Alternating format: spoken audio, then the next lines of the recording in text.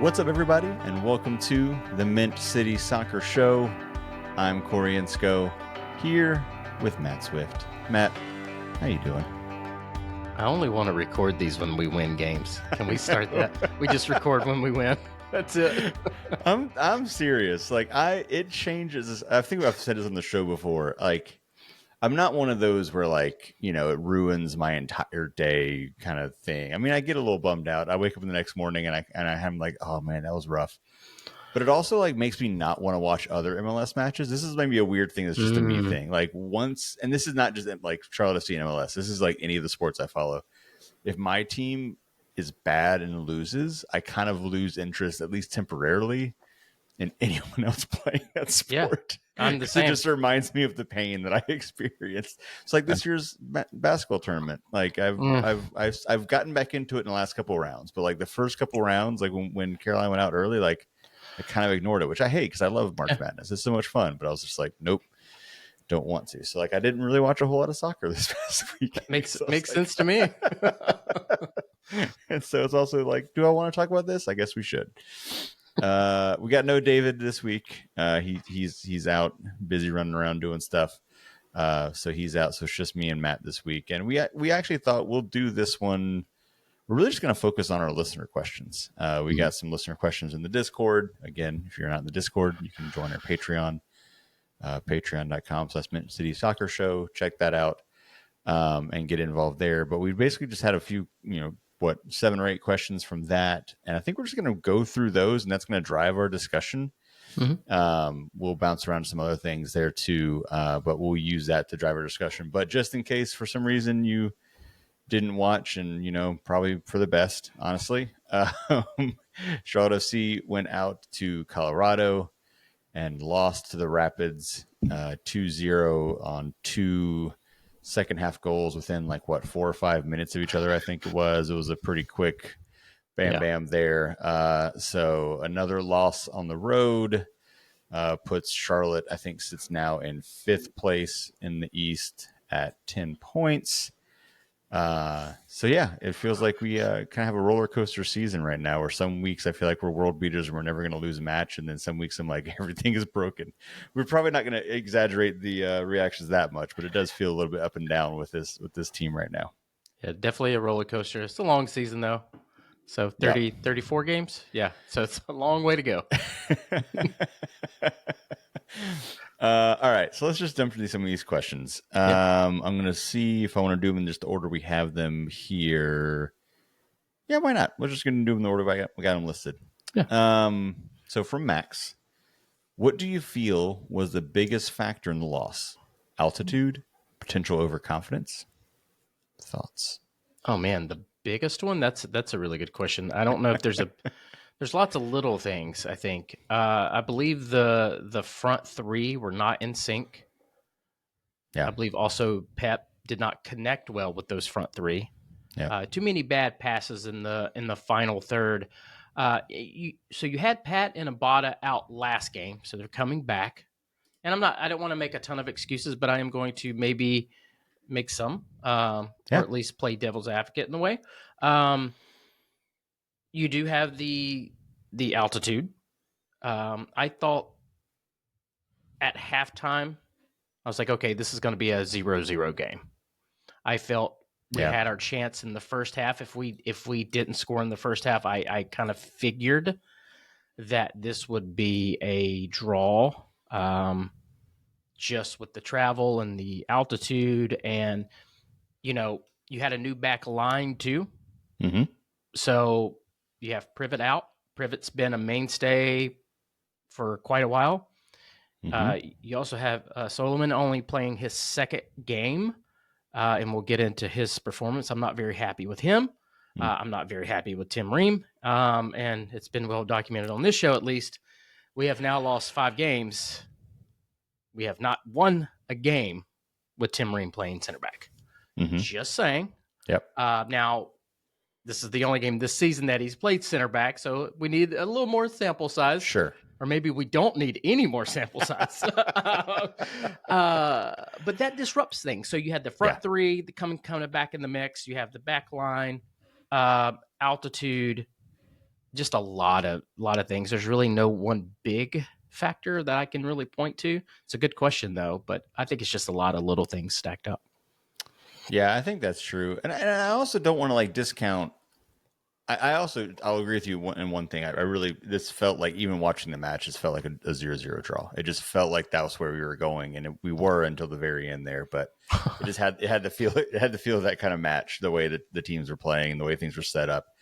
But I don't want to discount Colorado here. I mean, Colorado is not maybe we didn't think about them. We talked about this really hard, difficult start of the season that Charlotte FC had. Maybe we didn't think about Colorado being one of those teams that we would factor into that, like, really tough start. Maybe we did, but like, that's a tough road match against a good team. I mean, they're maybe not as good as some of the other, but like, was it, I guess we stopped recording last week with Zoran, and I'm going to forget his name, and I feel bad about that, but one of the Woody? new Woody, but not Woody, the other one. John? Was it John? Yeah. But Zoran was like asking us questions and asking Woody and John questions too, and was like, who do you think the top 4 teams are in the West? And I know he put Colorado up there initially too. So I think this is a team that could make some noise. So again, I don't want to, we should have had a much better performance, but it wasn't, it'd feel a little bit differently if we went out against a team that was really playing poorly and laid that kind of egg. What do you think? Yeah.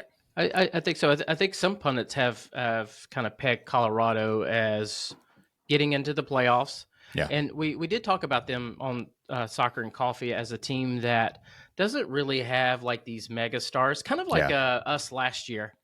Yeah. Just a kind of a good, solid squad, right?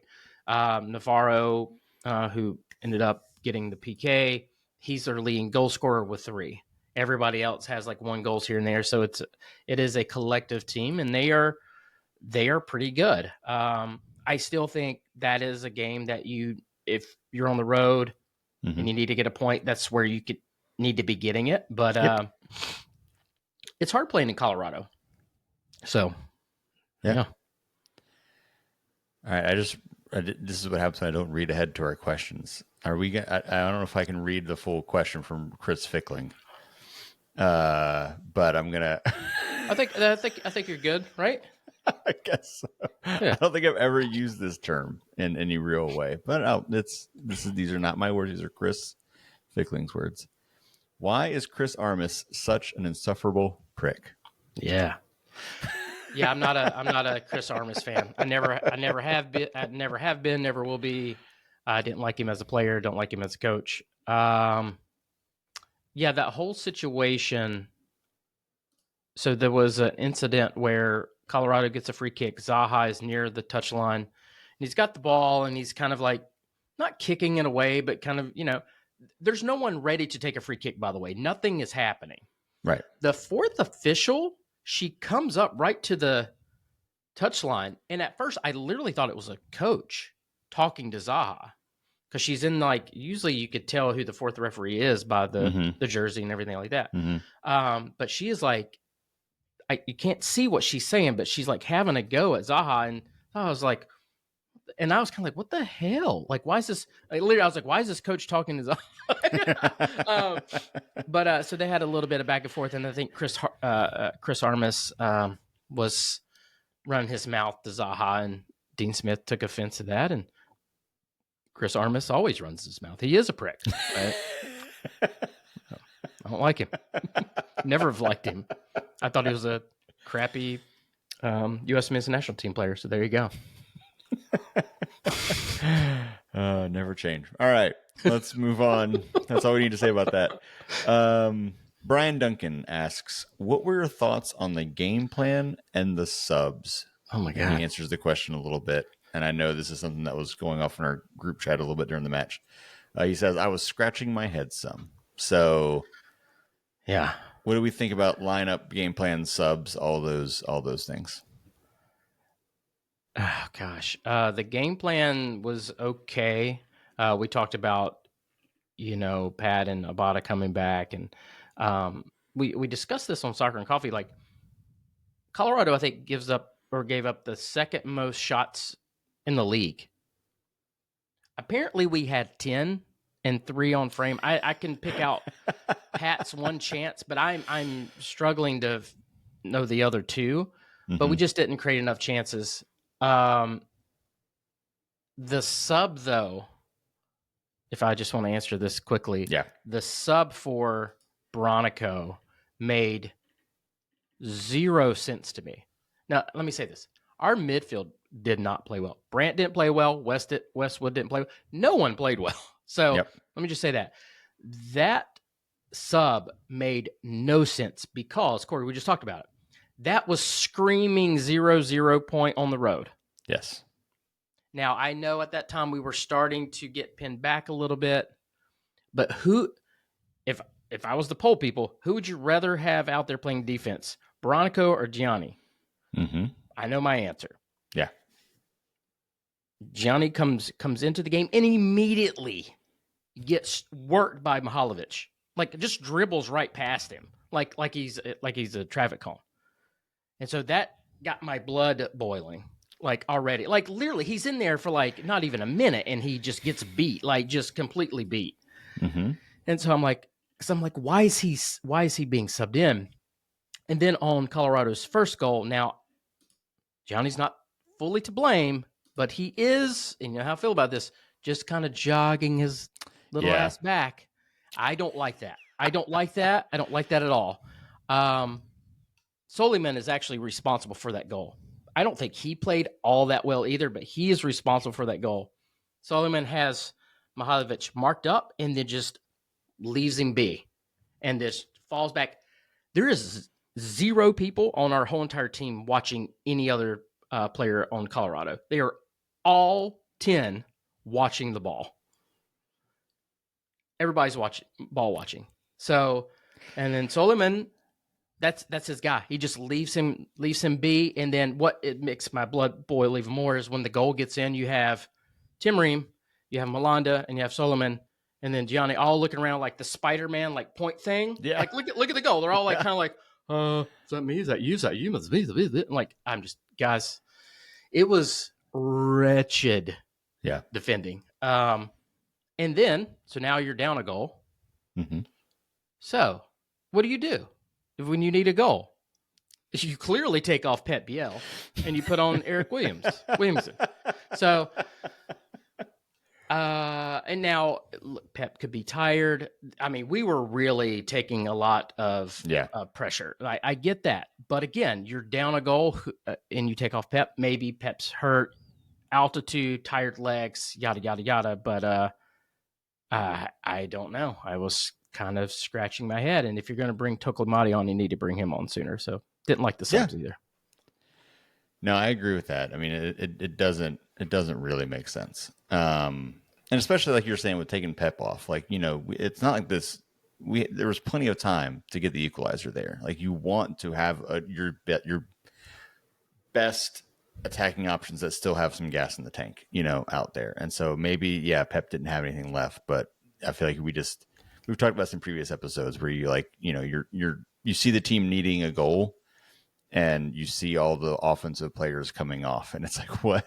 That's how are we supposed to create anything with this team? And you're right. I think the one person who does come on that can really create something and has shown he can do that this season is Tokomati. So I want to see, if we need an offensive spark, I want to see him on earlier at this point in the season. I really like the way he's played. And, you know, again, if you need a little boost from somewhere in the attack, like, bring him on early to let him do that.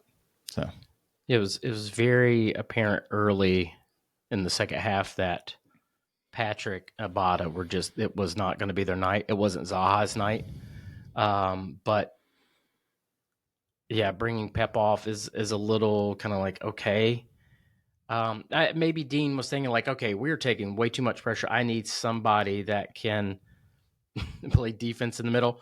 But again, like, you just took a dude off that could do that for you. So I would like to know the rationale behind it. I just didn't understand it, but I'm sure there's something, you know, I believe in Dean. Oh, sure. So I'm sure there was a reason behind it. I just don't know what that is. Yeah. This is a me question, and this is an unanswerable question, so get ready. But, like, it's you know, there's other factors involved here. Obviously, being on the road, you know, all that kind of, the travel, the altitude, blah, blah, blah, blah. But it's so interesting to see after how well the attack looked, or how strong the attack looked with, Tokomari and Vargas and Zaha. Does this game look any different if that's the starting lineup versus bringing back in Patrick or Abada, or were there two? It was just it's frustrating as a fan to sit there and watch. Like, you see when it works, it's like boom, there it is, and then go from week to week, and sometimes it's just completely lifeless with that attacking four. I don't know. It probably doesn't make any difference, but I don't. It's yeah. After being very impressed with how they played the previous week, to see them come out this flat is really tough. It is. Who's your best 11? Right. You supposedly have your best 11 back into the mix, but I think there's a question about Abada, and I plan we'll get to that. To fully go all in on him. Yeah. So I'll leave that. I'll leave that for a little bit. All right.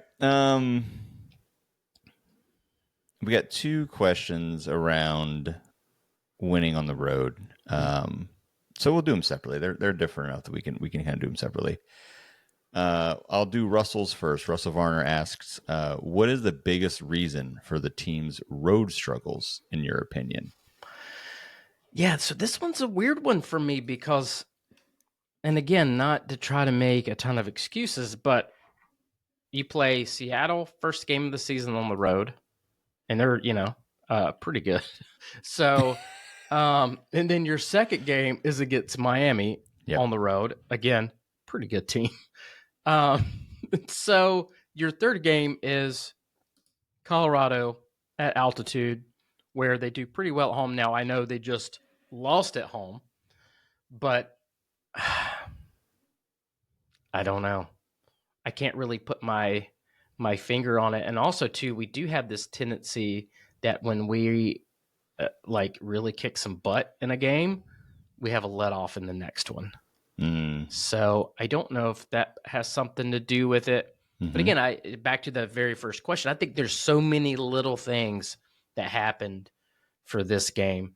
I just need to see more. And I know there's another question about road games, but yeah, I'll wait. Yeah, so we'll just go ahead and jump to that, and we can kind of talk about. So Michael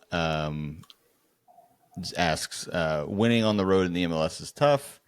When should we start feeling worried? So again, kind of related question. And I think you're making a good point that, yes, if you just look at home record versus away record, yeah, it looks really bad. Like, why are we so bad away from home? But there's more. I do think there is more to the story. It's like, look at who we were playing, look at the situations. That Miami match was a really weird match. Yeah. And yeah, so I think it's there's a lot of circumstances to take into account. But is there a point, if you're not already there yet, is there a point where you start to feel worried about the way we're performing away from home? Yeah, no, it's a valid concern. I think there you look at the game on April 12th against Montreal. Mm-hmm. There you go. That's when you need to win. You make a statement there, because I will say we play Montreal, and I think we're back at home, but then we're back to back away games, and those away games are Columbus, Nashville, and Orlando. Yeah. So that's May. That's the beginning of May. May is tough. Yeah. Yeah. So Montreal is the one that you need to circle on the calendar, and say, let's go get that one, because Nashville. I will say Nashville is one that I think we could get some points. Columbus and Orlando, that one's going to be tough. Yeah. Or those two are going to be tough. Absolutely. All right. Here's the question. Oh no, sorry. One before the Abada question. Billy Neal says, thoughts on the back line now, specifically Tim Ream, since that is what everyone seems to focus on. So we touched on this a little bit earlier. But let's dig into the back line from this match a little bit.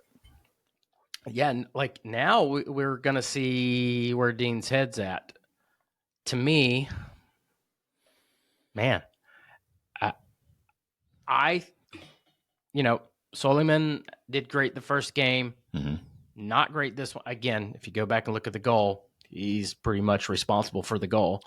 But again, he's fasting, playing at altitude, second game of the season. There's some things there. He is certainly a quality player. I'm really glad we got him.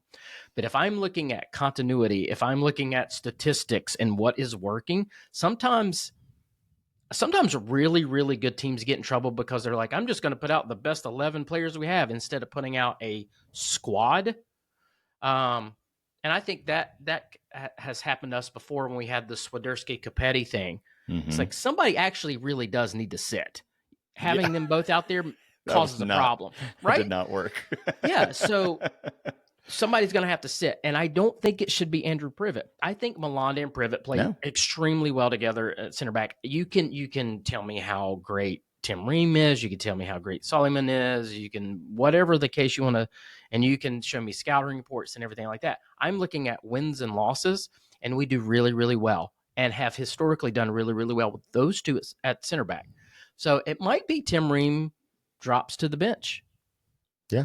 And as Zoran was saying, depending on who we play, you could have some flexibility back there.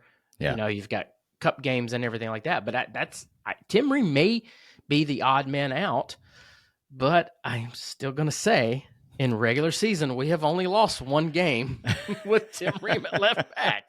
So, but you could say that about Solomon. We've only lost one game with him at left back. Real large sample size there too. Yeah. So I mean, we're 6 games in, man. Like I said, it's 34 games. It's a long way to go. So I'm sure this will shake out. Yeah. No, I mean, I think you have to. I think you're absolutely right. There is the chemistry between that center back pairing is huge. Mm-hmm. So I don't care what it says on paper about who, is the better player, or who has the better FIFA rating or what. I don't care about any of that. Like, for whatever reason, it doesn't make any sense why it works, but it works. Malanda Privet has worked from the moment they threw it out in Leagues Cup 2 years ago or whatever it was. Like, it has just been perfect.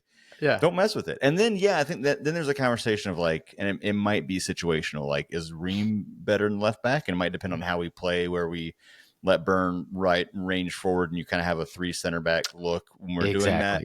Or or are there certain matchups where Doumbia makes more sense to have to back? Mm-hmm. And I think he was an amazing signing because, one, I think he's a talented player, but 2, it gives us some options finally. Because before we had him, there wasn't an option. It was like, Bronico at left back situation. So it's nice to actually have a left back that we can actually play in there.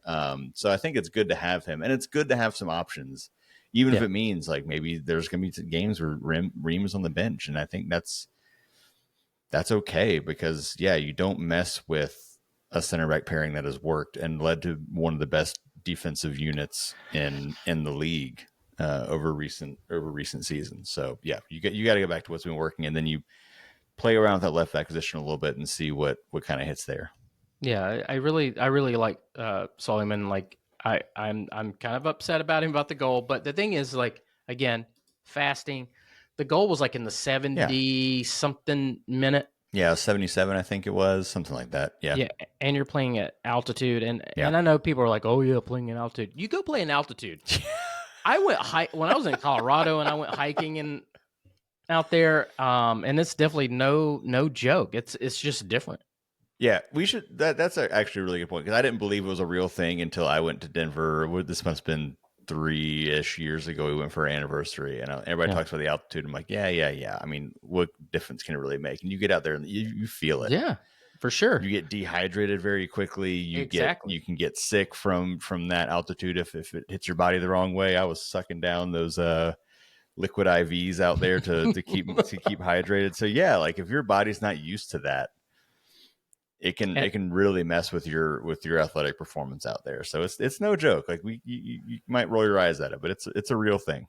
Yeah, and most of the other teams in the league, you don't have quite that situation. That's why it's always tough to play at Azteca in Mexico. Like the altitude, that's a thing. So I just trying to be a little nice to our new guy, but I wasn't happy with the defending. But it wasn't just him. It was literally everybody was ball watching. I just think everybody was tired and just again.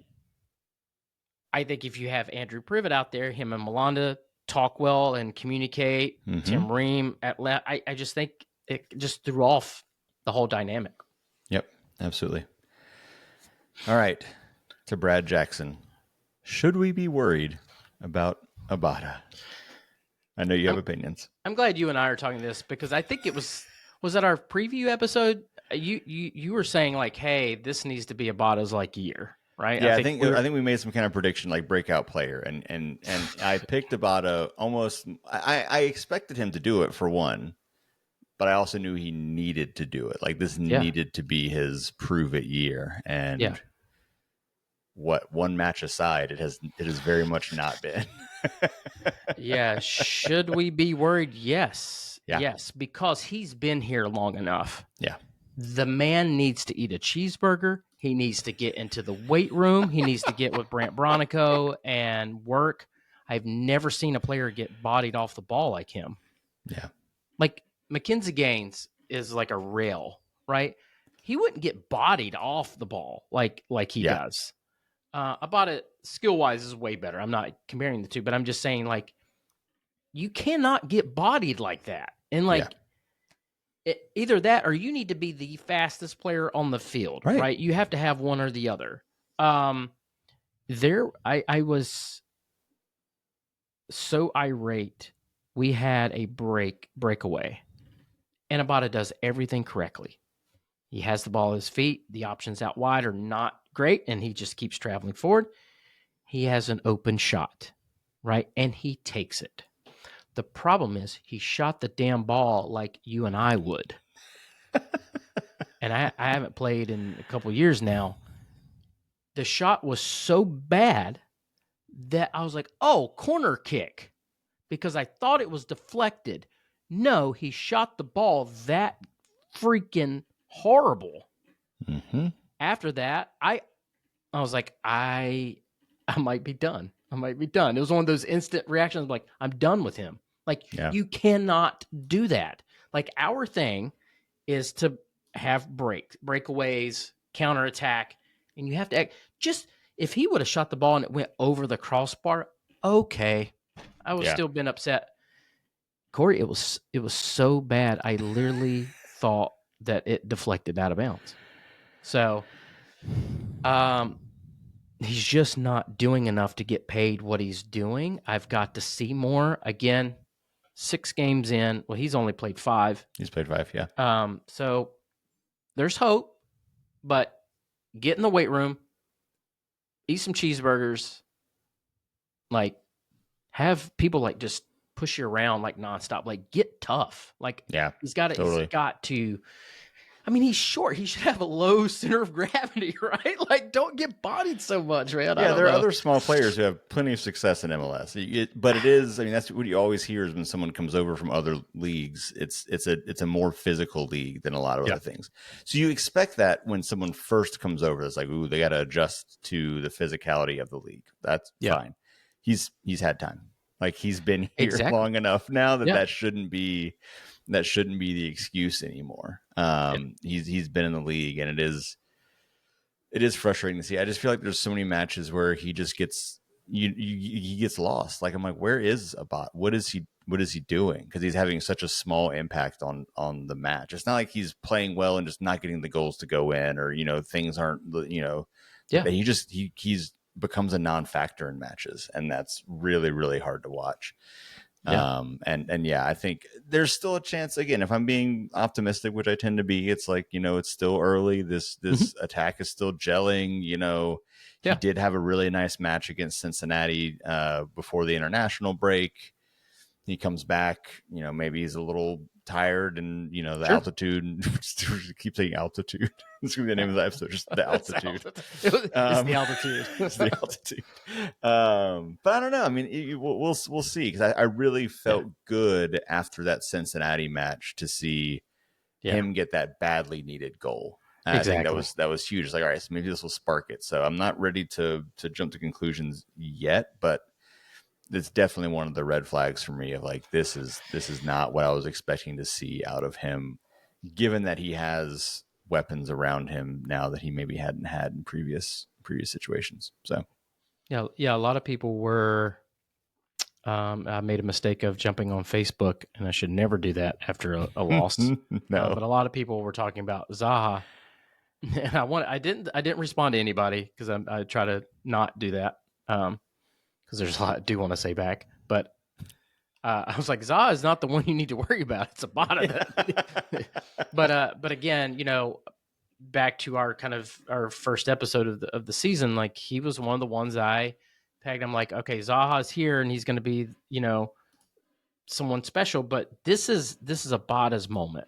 Like, yes, he needs to show and prove, and so far not so much. But it's a long time to the summer. I do think if you get closer to the summer and it's just not happening, I think you need to make a move there. Oh, absolutely. But hopefully, he turns it around and kind of gets back in the swing of things. And but again, I think this game too, the front three and Pep specifically, they just weren't meshing well. Yeah, those passes were off. I will say I was getting a little frustrated with Pep and Zaha. If I see one more back heel or flick to try to get the ball to Zaha, I'm going to scream. But yeah, just the passes were just not coming off. So maybe that was a little bit to do with it too. But yeah, get in the weight room, man. All right, let's see. I believe we have one more question, then we can kind of open it up to anything else we want to discuss here. This is from Russell Varner again. Yeah. Sorry, I had like an ad blocking my question here. That was weird. Russell Varner asks, Caleb Adams mentioned on Twitter that the team moving from 3 ball-winning midfielders to 2, with Pep moving into the midfield, has led to a less solid defense than what we are used to. Would you agree? And how long would you give the team before you start really worrying about it? So this is funny to me. Now, I don't know the context of what this is. So here's the thing. What has everybody been clamoring for? A number 10. Yeah. Because why? Because we don't produce enough. Okay. So you have a 10. Mm-hmm. You can only really have you can have 6 and 8 or 2 6 or however you want to do it. But here's the flip side of that. When I was doing the Tim Ream stat thing, we actually did score a lot of goals. It just didn't seem like it. But we had Brant Bronico kind of being our not a number 10, but someone who would go forward. So you can't have it both ways, really. So I don't know, like, really how to answer the question. Are we going to have like a defense like we had last year? Maybe not, because you are going to have to sacrifice a little bit to score more goals. Mm-hmm. We are going to be pushing forward. You are going to have Pep Biel in the middle, because you didn't have that last year. He was all over the place. He was playing out wide. He's played some in the middle. So it's just a different dynamic. So I'm not worried about any of this or whatever the case is. And I think if we wouldn't have lost this game, I don't think anybody else would be worried either. So I would have to see a lot more games where we just were playing really horrible defense to be like worried. But again, this game we didn't have our center back pairing. Right. So yeah, I'm just frankly not at this point worried about the defense. Like I'm really not. I think again, you look at Seattle, which was a bit of an ugly one. We gave up 2 goals, and then this one we didn't have our normal back line. We gave up 2 goals, and one of them being a penalty.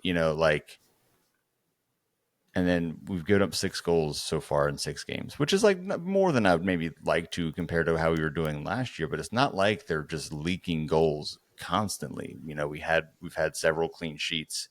I'm just not worried about the defense at this point, I guess is what I'm trying to say. Like, there's been some very isolated situations, but it's not like I see this as a trend or like the defense is in trouble and it's because of what we're doing in the midfield. I mean, it is something to look out for if we are getting overrun in the midfield. You may have to readjust, Pep's responsibilities. What does that look like? And again, and I don't know the context of this post either, but it is funny. Some of our fans just absolutely could not stand Brant being the person that's going forward, and me even being one of those people like that's not really the ideal situation. But then at the flip side of that, we had the second best defense in the league, and we were actually scoring a decent amount of goals. So, I don't know. So you gotta. But here's the thing: like everybody's been talking about how well Pep's been playing, right? So I don't know. Got to find that right balance, I guess. Yeah. And again, as you said it multiple times, 6 games. We played 6 matches so far this season. It's for early times to see where things develop. Yeah, the whole Zaha out thing. Corey, I know you're the smartest one in our group that doesn't go on Facebook, but there was a lot of Zaha needs to leave. Zaha is the next Capetti, and I that one I almost responded to, and I wasn't going to be nice. And I'm like, if you think Zaha and Capetti are even in the same ballpark as players, I honestly cannot have a conversation with you. I don't know what to tell you because you're in delusional land. But it was a lot of people saying that they're tired. They're already tired of his antics. Y'all should listen to the show because I warned you. He's going to do that. Yeah. He is going to get pissed off. He's going to demand. He is going to throw his hands up. That he's always been like that. If you ever watched any game of his, he's always done that. Yeah. And again, got into it with a coach. I said, buckle up. Everybody's going to hate Zaha. So I'm telling you, like, this is going to be the norm. Yeah. But he's also going to give you some amazing moments, and he's going to help this team. I just think he's played 5 games, right? Yep. Has scored 1 goal. Let's pump the brakes on the Zaha out thing. And also, here's something that people just do not understand or don't take the time to understand. Just because Zaha isn't burning the game up, just because he's not scoring and getting assists, doesn't mean that he doesn't have an impact. Because, again, he's going to draw defenders. Yes. That leaves other people open. That's the whole point. Mm-hmm. So, so take it easy on the whole Zaha out thing. It's just absurd. I was going to ask, I'm still going to ask a question, but like, I also think part of the answer is people on Facebook are insane. So that's part of the answer. But I'm also like, we talked about this in a previous episode too, is it also part of it that higher expectation for this team, right? Like, I feel like because of the lineup, because of some of the, the matches we played, because of the hot start and being, top 4 early in the season, I feel like the expectations have changed. So you might have people who are quicker to jump to judgment. I mean, people were doing that with previous seasons too. So like, it's a little bit of just like, there's certain people who are always going to jump to that. That's sports fandom. And we always expect that. But I think even for people who aren't, jumping because that's how they always react to things, I think the higher expectations have made people be a little bit more critical in some moments of some of these matches and things, which is probably rightfully so. Like, we should have higher expectations for this team. And sure. In past seasons, I might have kind of let some things be like, you know what, it was a weird game and we kind of let it slide. But this is a team that has the talent and has shown that it can be good enough to be a top 4 team. And so when it goes and does not perform well in games that we think they should play well. And I think we should be kind of holding them accountable. Well, not holding them accountable. That's the wrong way to put it, but being critical where things are not performing where they should be. No, I agree. I think there should be a sense of not making excuses for everything. I know that I sometimes do when I come in here, and I know not everybody has the opportunity to have a podcast and get to talk things through. So they use social media to say things, and I get it, but I do think that they see like, oh, Colorado, we're good as hell this year. Oh, we're going to beat them. Yeah. And then when we don't play well, then it's like, oh, Zaha's the worst signing we've ever had since Capetti. Oh, Dean Smith sucks. Oh, we're the same team as always. It's like, where we can come on the show here and be like, well, there is the altitude. There is, the front 3, weren't in sync and 2 people were out and then our back line's this and that and that. And we could be completely wrong, right? We could just be seeing things with rose tinted glasses, and we're just too optimistic and whatever. But I just feel like I think too some of these people, and I've seen who's posted. I'm like, you're a Real Madrid fan. You're a Barcelona fan. You follow Liverpool. Liverpool's also one game. Real Madrid and Barcelona are top two every single season. They lose like maybe 1 or 2 games a season every season. It's boring as hell. Like, we get it. Like, if that's your expectations and standards, you're going to be just so disappointed in MLS. We've talked about this a lot. Like, you're going to lose quite a bit in MLS because it's so close. I think I've mentioned this 100 times now, but Cincinnati, I think, like, lost 11 games last year. Yeah. And they're like one of the considered like a great team. Columbus Crew, I think, lost like 6 games and drew 9 games or something like that. Right. So, I mean, it's just different. So when we lose now, I kind of look at the situation. Was it really a bad loss? Yes. If it is, then we'll come talk about it. And then I get concerned.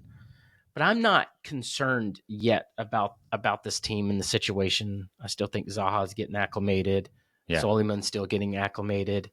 I think our back line needs to get figured out. So, and when we're good, we're good. And so far, we've been really, really good at home. And if you only win your home matches, that gets you pretty far in MLS. Now, winning all your home games, that's also difficult. So we do need to pick up some points in the road. Yep. Montreal being a good signal. That would be one for me, because you're not playing at altitude. I know you're traveling kind of far, but that's the one I will be looking at to kind of judge us.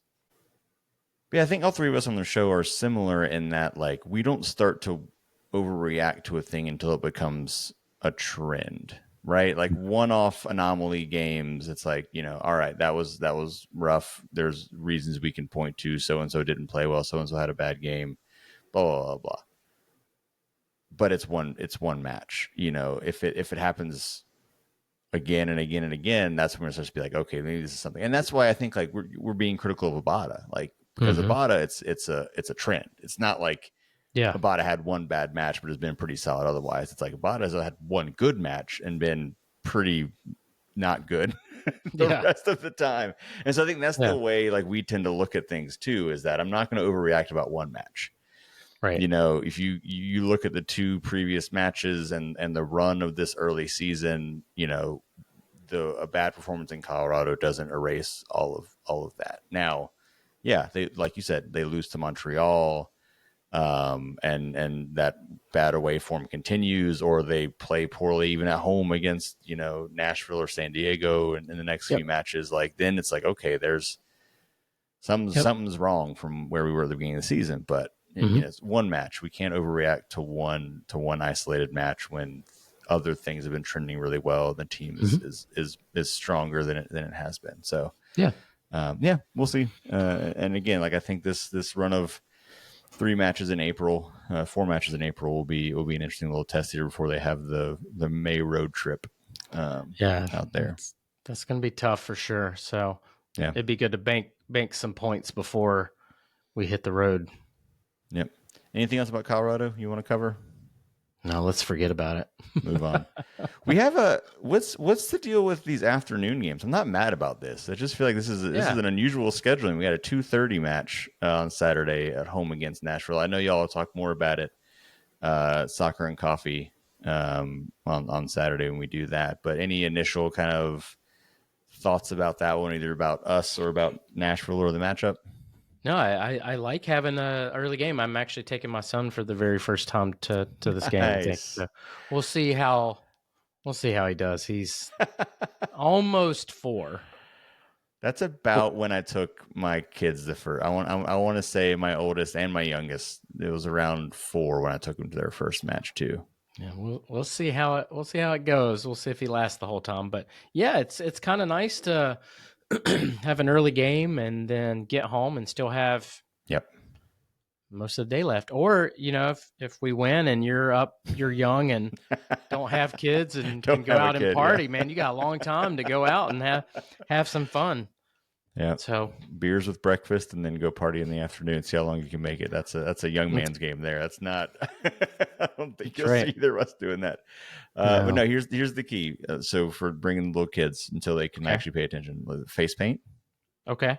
You got Yeah. to give them the face paint, so they'll get them excited when they get there. Nice. Popcorn is what this is, at least for my kids. Popcorn in Okay. the first half, because popcorn is one of those where like they get that bucket in their lap and they're just like locked in. It's a time consuming snack, right? Oh, nice. And then if you need to, like a halftime or like mid second half like thing to look forward to. Like sometimes it's Dippin' Dots. It could be something else, but like that, and that'll power them through the end of the match. That's good advice. Because Okay. I knock on wood, my kids are pretty laid back with sitting still for long periods of time, which I'm very lucky about. But not everybody has that experience. But because soccer is so reason I love taking kids to it is such a specific amount of time and like short amount of time. It's like the match is going to be about 2 hours long and we're done. And it's usually right toward the end they might get a little antsy, and at that point you're like, there's 2 minutes left, we're good. Yeah. Yeah. I'm telling you, the face paint to get them excited when they get there, popcorn to occupy them in the first half, then hope for maybe a snack in the second half and you'll be good. No, that's good advice. I think that's exactly what I'm gonna do. Hopefully this will go well and he'll want to come back to more. But I like the times that I can actually do that, because if it's a 7:30 game, that's totally a non-starter. Yep. And hopefully that'll bring some extra fans out too for that same reason, because it is hard to bring little kids out to a 7:30 match. So sure, 2:30 be a good time to get some families out there and have a good time and hopefully see a really good match. I don't want to go down too big of a rabbit hole with ticket sales and everything like that. But you brought up a good point, and it's something that I've noticed with seats. It's not that people are selling their tickets. Yeah. It's that they're not selling their tickets, or they're not able to get enough money, but they're just not going. Yeah. Yeah, I put this in. I guess it must have been in the Discord after the San Jose match, and we were talking a little bit about the attendance at that one.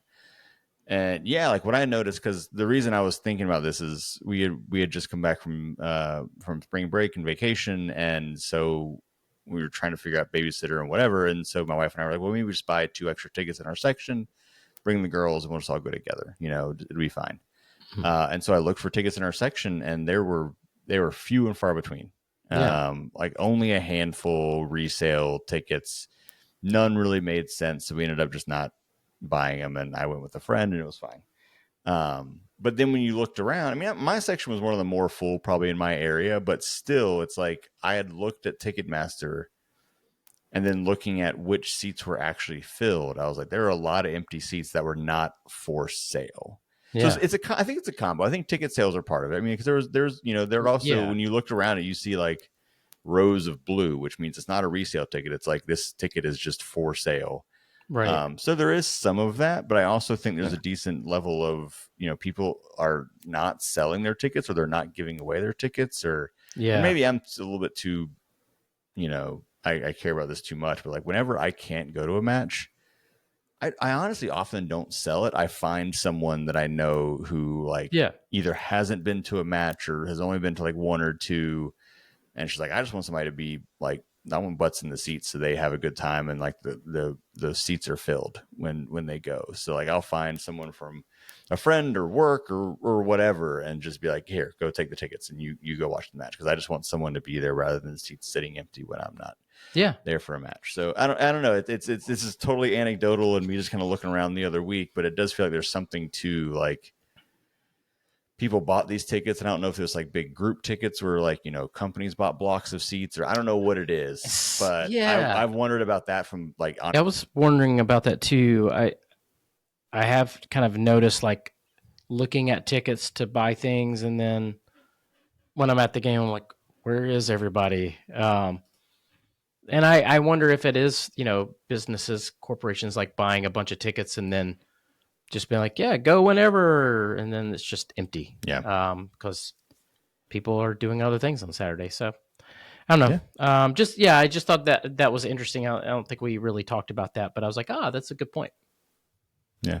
So we'll see. Again, hopefully it'll be a good crowd. I do feel like the beginning and the end of the season too, there's other sporting events going on that I think like have to be part of it. I think, let's see how middle of the summer those Saturdays, and there's really not a whole lot else going on. Yeah. See how attendance looks there. But it is, it's I worry a little bit when you see the numbers trending down. And again, like we're a little bit spoiled because like we're upset about 20,000 plus coming out to see soccer in Charlotte, which like that's still a good crowd. But when we were used to that, 30 plus in the lower bowl, you start to kind of wonder. And I do wonder about attrition. Like I kind of look at Atlanta, and it's really hard to trust like real numbers what they're putting out. But I wonder if there is some just natural like hype of the first year and second year kind of wanes. And but we all know that ticket prices are a huge issue too. Yes. But I wonder if there's like multiple factors in all of it. I think there are too. Yeah. All right. Well, like we said, we will be back, or I should say, not we. I never join Soccer and Coffee because I'm lame on Saturday mornings. But David and Matt should be back on Saturday mornings with Soccer and Coffee to preview the match against Nashville. Again, we started doing those on our Discord. To join that, you throw a few bucks at us on Patreon. I really mean a few. It is a very small number. Yeah. Throw us a few bucks. Join the Patreon. That'll give you access to the Discord, and you can have a nice conversation with your coffee on Saturday mornings to get us ready for Charlotte FC matches. So we'll definitely do that. Anything else you want to shout out or plug before we head out? No, I was going to say, if you've ever listened or tuned into Soccer and Coffee on X, I got to say doing it in Discord is so much better. One, you can come off mute better and easier to chat. You can even join video. Dave and I are on video now, so you actually get to see our ugly faces. We also have sound effects. Just saying. But it's just been a lot better, and like the chat function it's so much easier and better to ask questions and be part of it instead of just kind of like sitting and so I highly suggest, if you haven't done it, come in there. And also too, like I'm not on Slack anymore, really. Like I just use our Discord to chat about soccer. So if you want to talk to me about soccer, that's where I'm at. I'm not really anywhere else. Trying to get off of X. So that's the best place to reach me. Yeah. We have a soundboard here for sound effects too. I just haven't told you and David where it is yet, so you can't mess around with things. It's probably for the best. Maybe that'll get busted out at some point. Because I literally ask for a fart noise for Soccer and Coffee. So there you go. Love it. But no, it's a good point. I do think, just to play it one more time, like that's not like a normal show. That's a conversation. I think it's really important to say that. So much fun. Yeah. Because it turns into like everybody hanging out. Because everybody's talking at the same time and like saying what they're doing. And we talk a little bit about soccer and then whatever else and then back to soccer. It's really been, I've loved it. It's like my favorite thing. So yeah, it's a lot of fun. So come check that out. Again, we put it in the show notes. You can find how to find it there, but I believe it's just patreon.com. So that's Mint City Soccer Show. You'll automatically get a link to join the Discord, which is like Slack, but not Slack. Yeah. And it's very focused on Charlotte FC. Yeah, definitely. Yeah. All right. Let's hope for a better match and result performance on Saturday. But whatever happens, we'll be back next week to chat about it. Until then, we'll talk to y'all later. See you guys.